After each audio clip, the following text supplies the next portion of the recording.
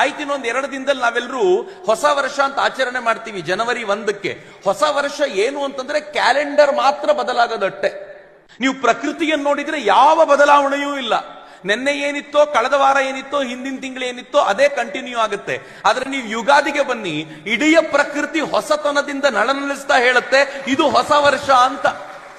ಹೊಸ ವರ್ಷ ಅದು ಕೃಷಿಕನಿಗೆ ಹರ್ಷ ತರುವಂತದ್ದು. ಹೀಗಾಗಿ ಭಾರತದಲ್ಲಿ ಹೊಸ ವರ್ಷ ಜನವರಿ 1 ಅದು ಯುಗಾದಿಯ ದಿನ ಹೊಸ ವರ್ಷ ಅಂತ. ಯುಗಾದಿಯ ಹಬ್ಬ ಕೃಷಿಕನಿಗೆ ಸಂಬಂಧಪಟ್ಟಿದ್ದು.